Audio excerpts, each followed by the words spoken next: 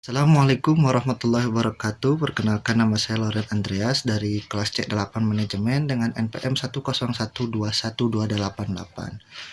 Di sini saya akan menjelaskan tentang ma'rifah atau mengenal diri kepada Allah. Sebelumnya video ini dibuat untuk memenuhi tugas TS dari mata kuliah Pendidikan Agama Islam.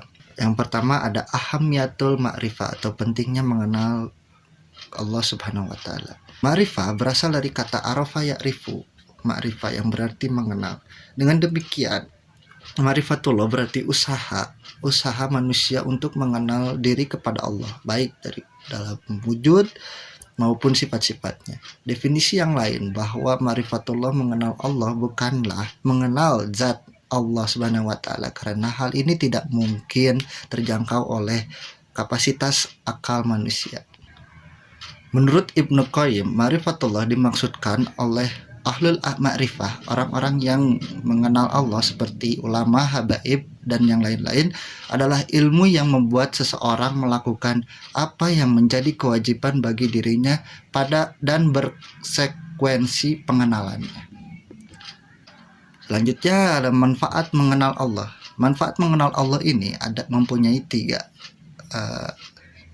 poin. Yang pertama ada khalifah, yang kedua ada tamkinuddin, yang ketiga ada al-amnu.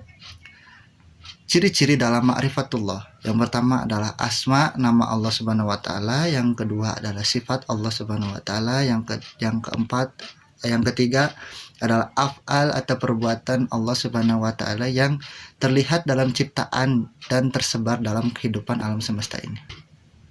Dukungan dalil ma'rifatullah itu adalah dalil nakli. Allah Subhanahu wa taala menurunkan Al-Qur'an sebagai petunjuk atau juga peringatan kepada umat manusia atau untuk umat manusia. Allah Subhanahu wa taala berfirman dalam Quran surat Al-An'am ayat 19. Kedua adalah dalil fitrah. Jika manusia menggunakan fitrahnya, maka dia pasti akan menyatakan bahwa tidak ada Tuhan selain Allah yang maha menciptakan alam beserta isinya. Dan dalil akli, jika manusia merenungkan apa yang terdapat di alam semesta, pasti akan menyadari bahwa keharmonisan sistem di alam semesta tidak terjadi secara kebetulan. Pasti ada yang maha mengatur dan maha menjaga. Atas hal ini, dialah Allah Subhanahu wa taala. Dan jalan mengenal Allah Subhanahu wa taala, jalan yang dilalui berdasarkan petunjuk Islam.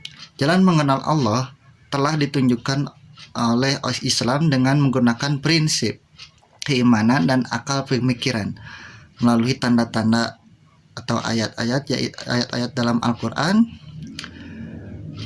mau itu ayat qauliyah atau ayat-ayat kauniyah. Jalan yang dilalui bukan atas dasar petunjuk Islam. Ini sebaliknya. Dari dahulu hingga sekarang ada orang-orang yang masih beranggapan bahwa Allah Subhanahu wa taala tidak ada, hanya gara-gara mereka tidak dapat melihatnya dengan panca inderanya sendiri, dengan alasan mereka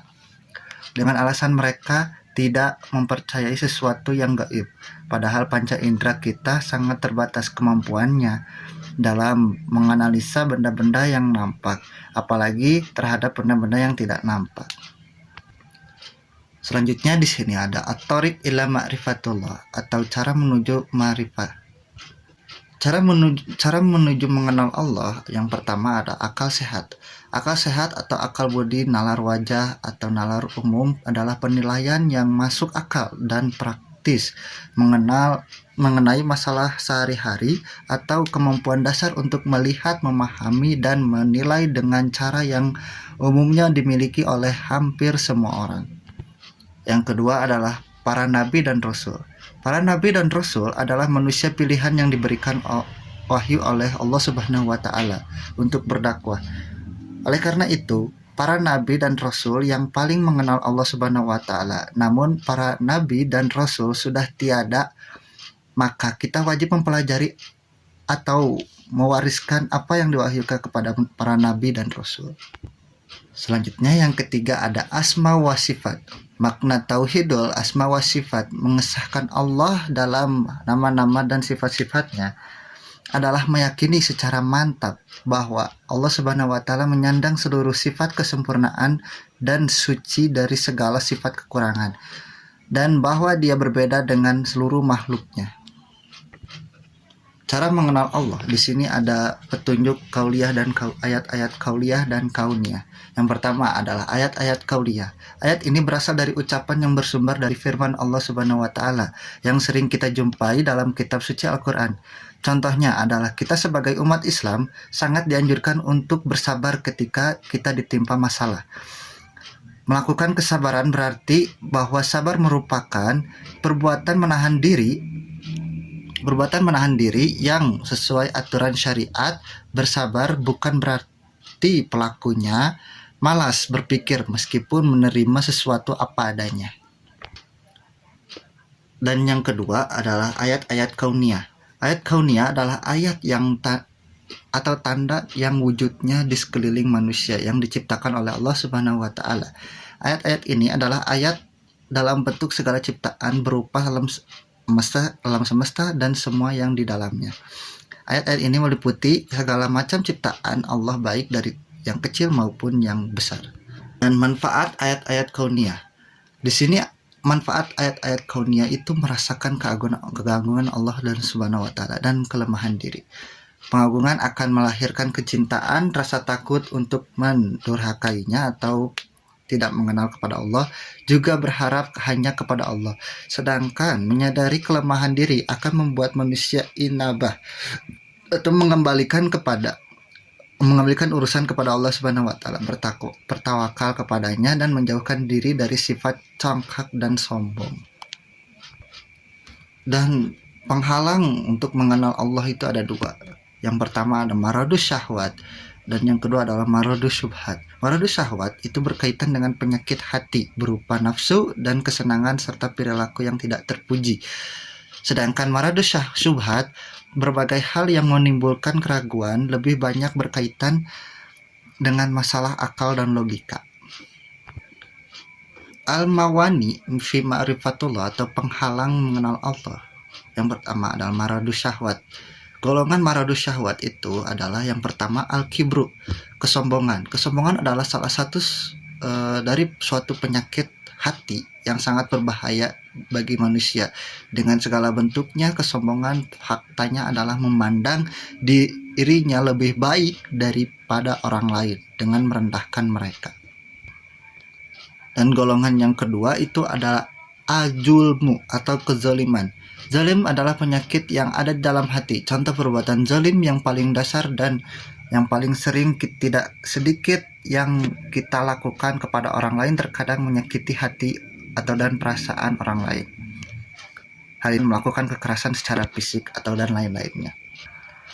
Golongan tiga yaitu al-kidbu atau kedustaan. Kedustaan merupakan sikap bohong atau pura-pura dan pengingkaran terhadap ayat-ayat Allah Subhanahu wa taala.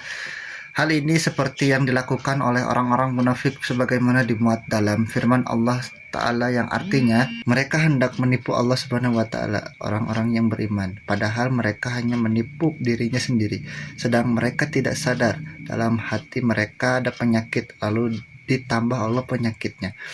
Dan bagi mereka siksa yang pedih disebabkan mereka berdusta. Quran Surat Al-Baqarah ayat 9-10.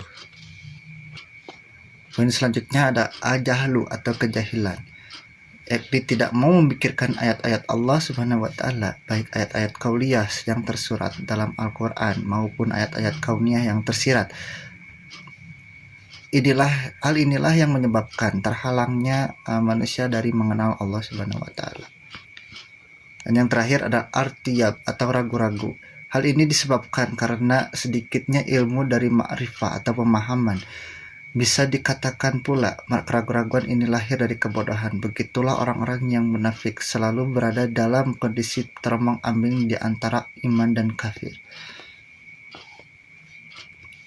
Selanjutnya ada al-dilah ala wujudillah, bukti keberadaan Allah Subhanahu wa taala. Di sini ada dua dalil yang mendukung atau atas bukti adanya adanya Allah Subhanahu wa taala. Yang pertama ada dalil akli, bersumber dari akal, bersifat logis berdasarkan pertimbangan akal. Quran surat Fusilat ayat 53. Dan yang kedua ada dalil nakli, bukti mengenai kebenaran berdasarkan Al-Quran dan hadis, bersifat mutlak dan hakiki. Quran surat An-Nisa ayat 86. Selanjutnya ada dalil fitrah. Di sini eksistensi Allah merupakan dalil terkuat dari lainnya. Quran surat Al-A'raf ayat 172. Dan yang terakhir ada dalil indra. Seluruh aturan hidup yang ditetapkan menunjukkan adanya Allah dengan kesempurnaan ilmu hikmah dan rahmatnya. Quran surat Al-Anfal ayat 9. Sekian video dari saya. Mohon maaf bila ada kesalahan. Wabillahi taufiq wal hidayah. Wassalamualaikum warahmatullahi wabarakatuh.